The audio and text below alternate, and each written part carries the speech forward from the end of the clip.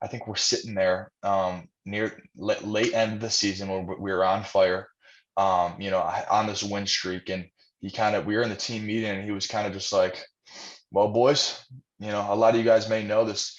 This could be the only shot right here."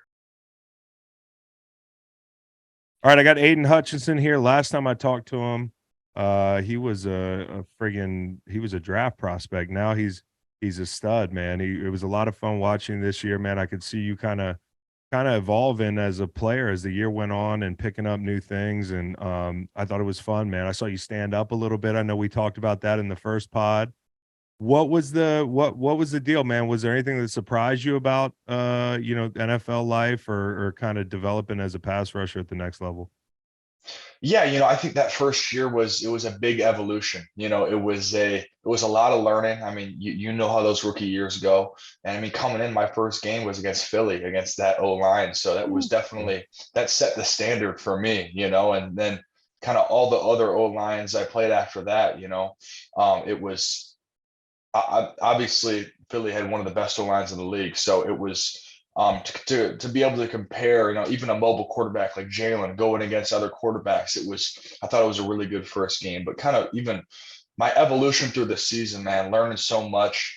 Um, they finally let me stand up and stuff towards the Yeah. middle of the season and stuff, and that we talked about this last time I was on here, how I felt that I had more vision and I could use my God-given talents a little bit better. And it showed. I think the first game, I think I had 2 sacks against the Cowboys when we had made the schematic change and other changes to the defense. And so yeah, a lot of ups and downs, but man, I learned so much, and it was such a great year, and we ended it on such a great note as well. So yeah, man, I can't tell you how fired up I am for year two, though. Give me some advice for a player that might be going on Hard Knocks his rookie year coming up. Like, what are the do's and don'ts that you came away from? By the way, you did really well. That's when I was like, bro, this guy's got it. Cause like to get up there and sing, was it Billie Jean? Yep, yep. And actually like to dance a little bit and to get like rave reviews. I thought that was great. Give me some do's and don'ts of Hard Knocks for any players that might have to do that for the first time this year. For any rookie, anything, any rookie song, rookie dance, my only advice is, or my only thought going into it was, I refuse to get booed on that Mhm. stage. I'm never a guy who's going to go up there to give the crowd a bad performance. So for any rookie out there, man, all I'm saying is hey, just whatever you're doing, whatever song you're doing, all they care about is that you're doing it all out. And so that was my mentality going into it. And even Hard Knocks being there, all the cameras being out at all times. Honestly, I thought it was kind of fun to be able to click on there every Tuesday and watch the production of all of it. I thought it was pretty cool. One of the teams that's eligible to be on Hard Knocks this year, and maybe you could put your vote in because the 4 that are eligible, because it's based on like you can't have a new coach, you can't you have to have won a play not won a playoff game in a certain amount of time. So there's only like 4. It's the Jets, it's the who else is it, Matt? Do you remember? Well, one of the teams is the For you. Jets. The bottom line is the Jets have maybe Aaron Rodgers coming to town, a guy you played against last year. Would you think the Jets would be a pretty entertaining Hard Knocks team, or is there some a team that you could think of that would be better? No, I think the Jets would be a perfect one. I think they got a lot of rising stars on it, and obviously, if Aaron ever goes, has he declared yet that he's Dude, going there? I Or don't. So that's what I was going to ask you. Like, you guys, this division's wide open, anyways. You guys were competitive last year, but if he's gone, that leaves a pretty big power vacuum. Are guys on the Lions kind of like following along with this story, and are y'all as confused as I am?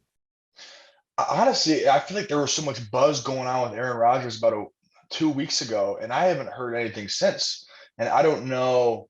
Honestly, I don't even know what's going on. I mean, we were 2-0 against the Packers last year, so I Mm. don't have I don't have I'm talking anything. about. If Bring him back. I'm all about a little competition. I know he's gonna bring it and stuff. So honestly, if he goes, if he doesn't, I'll still You be picked here. that. You picked that man off, dude. That was crazy. That was wow. I did. The first time You're ever. pretty good with the ball in your hand too. Like You you look know, natural. Yeah, dude. it took a little getting used to, but I got a couple more interceptions to to get a little more used to it. So Yeah. What was it like learning to pass rush? Like obviously I didn't have really long arms coming out, and I know you don't have like those like 40-inch arms that right. some guys have. And so my question to you was going to be, did you notice the length of some of these tackles?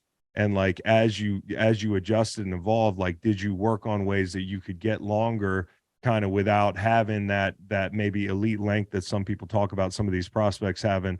And then turning the corner also, like how did you learn to turn the corner tight at 8 7 8 yards, because that's a skill that I think it takes rookies a while to get.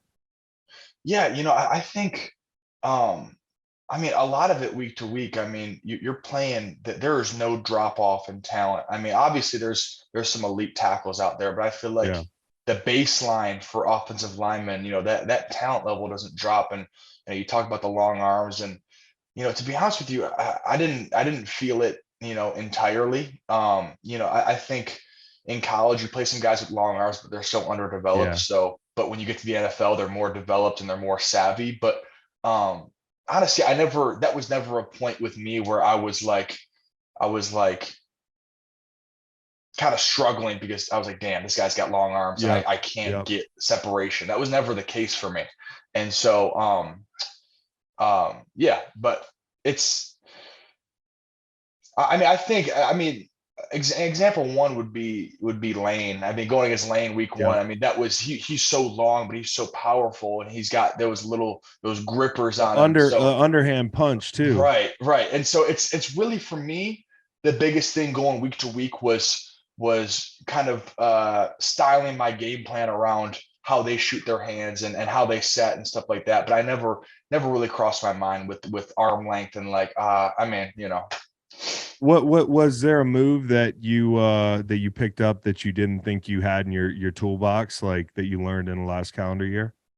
Yeah, I mean, I've always been trying to implement the spin move in my game, Yeah, and I saw you. You yeah, and I you got never it. could hit it, and because I never understood, like, I never understood when to, I just spin in a little phone booth, but it's all about the timing of it. I've realized, and I kind of picked that up, and honestly, I just ripped it in one of the games and got a sack off of it, and kind of never looked back. And then I started implementing some outside spins, some inside spins, because naturally, I grew up, I was a dancer. Mhm. I danced for about 3 years, so I got that little rotation. So I I figure, might as well make some use to it. Talk about James Houston and having a bookend and how important it is to have the young talent you guys have on that front, because it is a fun group, and I don't think he got enough credit either last year for the production that he had. Yeah, no doubt. I mean, it's just the more the merrier. It was kind of like that at Michigan with David Ojabo and myself being the Yep. two edge guys, and now James really like emerged out of nowhere last year, and it's like, I mean, that's only going to help you win more games, Yeah. and ultimately that's the goal is to get a ring and to win that Super Bowl. So if I'm not getting there, James is getting there. If James isn't, I am, and it's kind of the same dynamic as me and David Ojabo back at Michigan. But no, it's exciting for sure. The Lions start 1-6. They finish 8-2. But more importantly, it looks like a cat just walked across the floor behind you. Now, are you a cat person? Are you also a dog person, or just exclusively a cat guy? This is And important. how do we I feel about think. Hasbulla hitting his cat? Yeah. He hit his cat. Yeah, dude, you missed this shit. I didn't Jesus, see it. I'm more online than you. That's not good. No, so I am an animal lover, man. I love animals, and so when I was in college, I wanted to get a dog, but it just wasn't. This is my senior year, but I could. It just with the amount of traveling and they're so high. A lot of dogs are super high maintenance. Just you got to take them out. So I grew up with some cats, so I bought some little kittens at the shelter. They're 3 months old, and they you don't have to take them out, but you get some free snuggles at night. Yeah, That's no, right. and they might randomly attack you as cats do. Also important, what are the cats' names? Cats' names are Mitty and Momo. Mitty and So I Momo. I got two of them. They're not brother and sister, but they're kind of bonded together. All right, talk to us about Dan Campbell and his caffeine addiction. How's it like being around that guy all day? Is his energy what it looks like throughout the entire day? Oh yeah, I mean every team meeting such a treat, man. Being in one of those, I mean, just being a player, I'm just happy I got the privilege to be sitting in on some of those meetings because he's pulling some analogy out and you know reworking it into some game time scenario. So yeah, man, I'm all about it. And what you see is what you get with Dan Campbell. Did you notice, like, as the year went on, situations where the player in him came out? Like, you know how you've got coaches that never played, and in certain scenarios, they might not know the right thing to say. But I know that one thing that he has as an advantage is his experience. Did that come out at different points during the year? Yeah, you know, it does, and it kind of gives you a different insight. Like, you know, for example, I think we're sitting there near late end of the season when we were on fire, you know, on this win streak, and we were in the team meeting, and he was kind of just like, "Well, boys, you know, a lot of you guys may know this could be the only shot right here, you know, that you'll ever be able to make a run in the playoffs, make it at the Super Bowl, because he understands."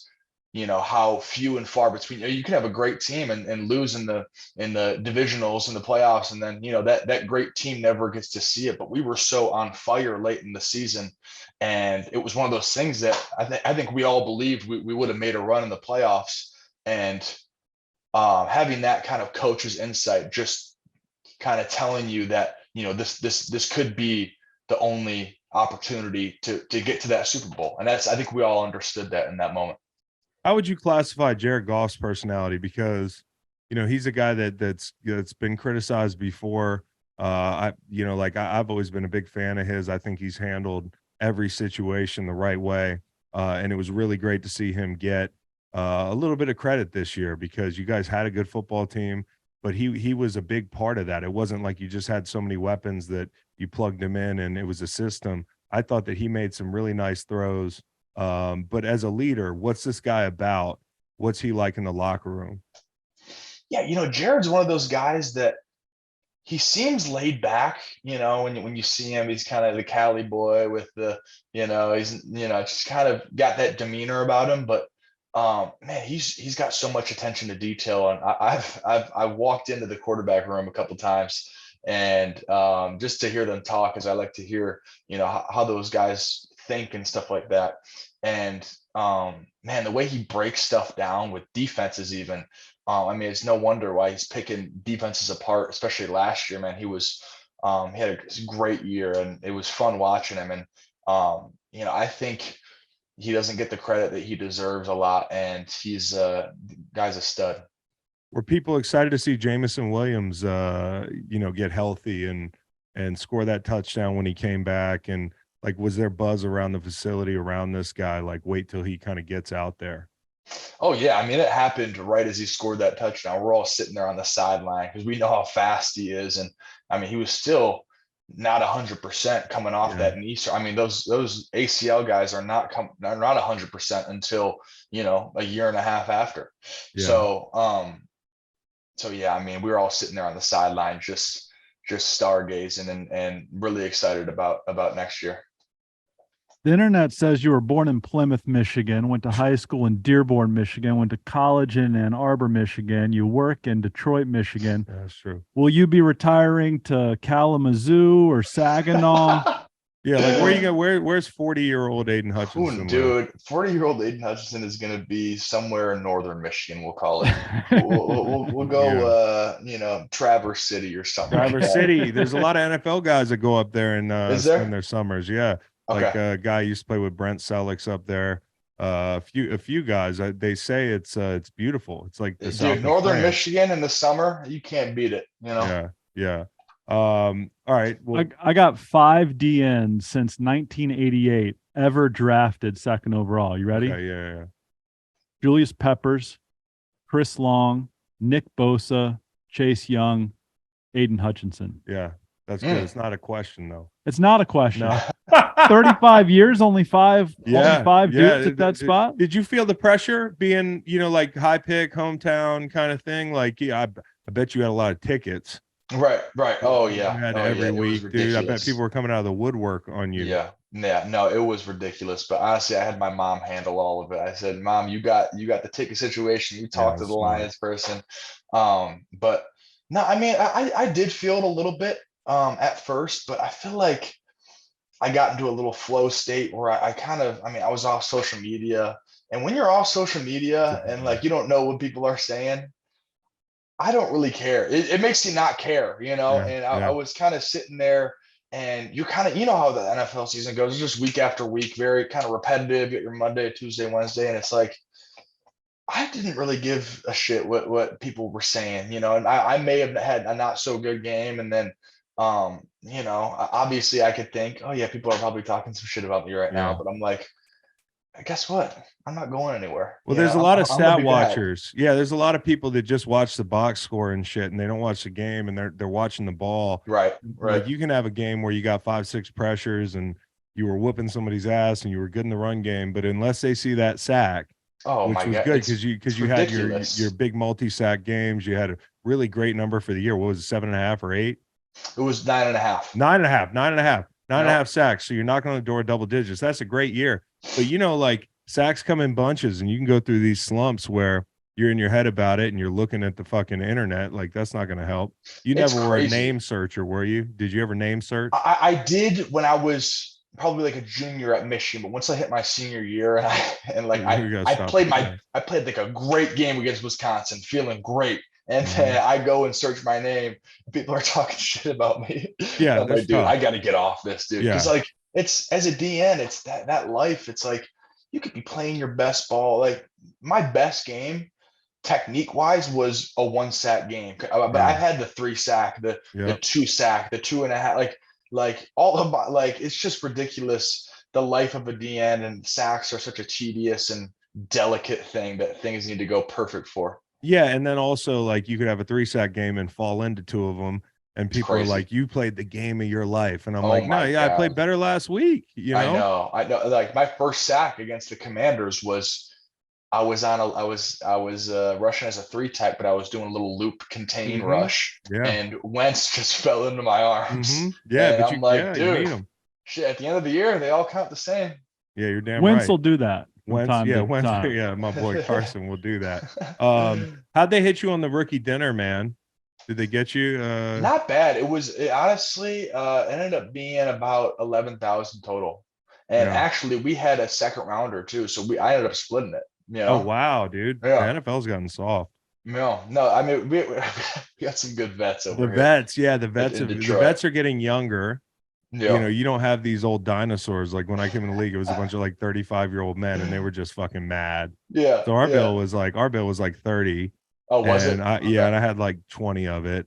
Well, it's funny. It's funny. A lot of the guys on our team have had like traumatic rookie dinner experiences. Yeah. So it's like all these guys have been haunted, but so like they don't want to rewrite that. Yeah, so exactly. It was kind of nice with the vets that we have. Yeah, there's one of 2 ways. You can break the cycle and be nice to the rookies, or you can be mad that it happened to you and feel like you got to do it to the rookies. Right. That's what all the vets did to me. They were mad. Yeah.